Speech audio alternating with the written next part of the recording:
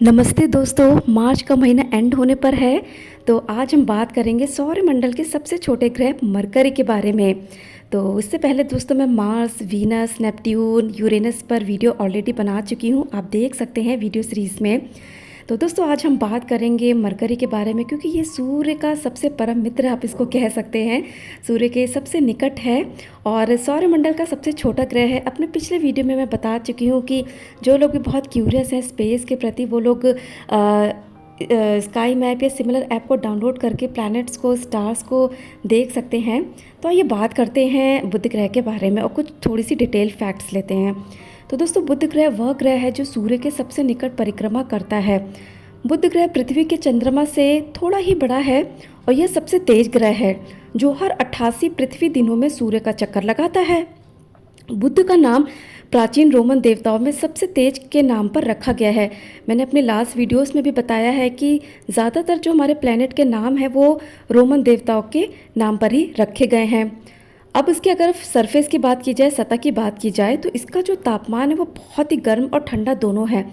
गर्म तो इसीलिए है क्योंकि ये सूर्य के सबसे पास है, और ठंडा ये है क्योंकि यहाँ पर जब मौसम के जब बदलाव होते हैं सूर्य की पोजीशन के हिसाब से, तो इस वजह से ठंडा है। तो चूँकि यह ग्रह सूर्य के बहुत करीब है, इसलिए दिन का इसका जो तापमान है वो 430 डिग्री तक का पहुँच सकता है। रात में उस गर्मी को बनाए रखने के लिए वायुमंडल के बिना इसका जो टेम्परेचर है वो -180 डिग्री सेल्सियस तक का गिर सकता है। तो सूर्य से दोस्तों अपनी निकटता के बावजूद बुध ग्रह हमारे सौरमंडल का सबसे गर्म ग्रह नहीं है। ये तो बड़ी अजब सी बात है।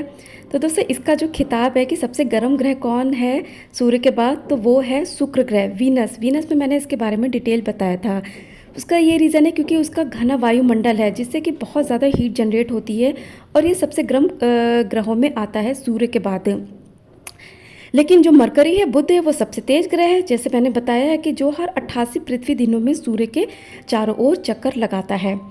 जैसा कि हम जानते हैं बुध ग्रह का वातावरण जीवन के लिए अनुकूल नहीं है, जस्ट बिकॉज क्योंकि वहाँ पे एक बहुत ही गर्मी होती है। अब इसके आकार और दूरी के बारे में बात करते हैं।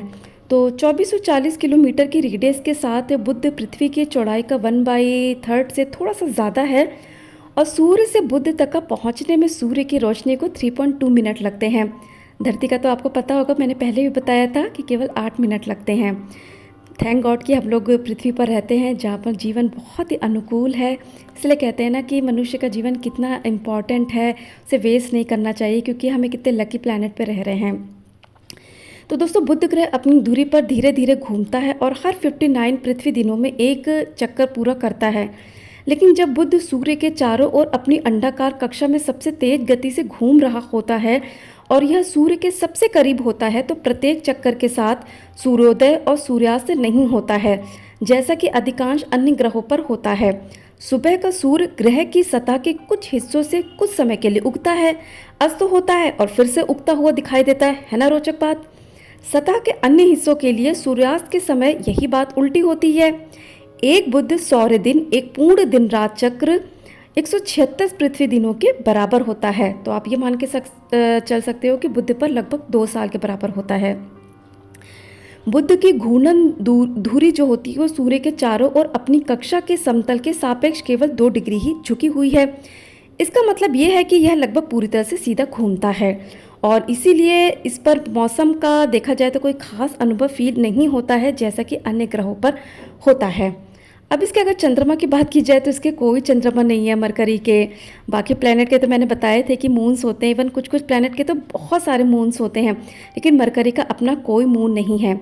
बुध ग्रह के अगर कंस्ट्रक्शन, इसकी फॉर्मेशन की बात की जाए तो ये 4.5 अरब वर्ष पहले हुआ था, जब ग्रेविटी ने घूमती हुई गैस और धूल को एक साथ खींचकर सूर्य के सबसे निकट इस छोटे से ग्रह का निर्माण किया। अपने अन्य स्थलीय ग्रहों की तरह बुध में भी एक केंद्रीय कोर है ना, जैसे हर ग्रहों का उनका एक अपना कोर होता है, उनका एक मेटल होता है, एक चट्टानी मेटल होती है और इसका भी एक सॉलिड क्रस्ट है। अब अगर इसके मिशन की बात की जाए तो नासा ने अभी तक का अपना मैरिनर 10 भेजा है और उसके बाद जो अब नेक्स्ट मिशन जाएगा, मेरी नॉलेज में जो मैंने सर्च किया था, वो ईएसए का जाएगा। बेपी कोलंबो है जो मरकरी को मिशन के तौर पर उसको भेजा जाएगा। तो दोस्तों यहाँ पर जो बुध ग्रह में अपनी सतह पर पृथ्वी की तरह इसकी जो टेक्टोनिक प्लेट्स जो है वो बहुत ही ज़्यादा सक्रिय होती हैं ना। अर्थ में जो टेक्टोनिक प्लेट्स जब सक्रिय रहती हैं जिसके कारण बहुत भूकंप आते हैं, तो सेम चीज़ बुध ग्रह पर भी पाई गई, जिसके कारण इस ग्रह पर भी भूकंपीय घटनाएं बहुत होती रहती हैं। और बुध का वायुमंडल बहुत ही पतला है और उसकी सतह पर भी काफ़ी सारे गड्ढे हैं। और बुध ग्रह के ध्रुवों पर भी जो उसके पोलर पॉइंट्स है वहाँ पर भी जल और बर्फ़ पाए गए हैं। तो दोस्तों ये थी कुछ जानकारी फैक्ट्स बुध ग्रह के बारे में। बहुत उसकी फैक्ट्स अभी नहीं पाए गए हैं क्योंकि बहुत कम मिशन गए हुए हैं, बट बुध ग्रह हमारा पड़ोसी है, इसलिए हमें इसके बारे में जानना ज़रूरी है। और जैसा मैं कहती हूँ हमेशा क्यूरियस रहिए, मनुष्य जीवन मिला है, जितना जान सकते हैं उतना जानिए अपने स्पेस को, क्योंकि अब सारी जानकारी इंटरनेट पे मौजूद है।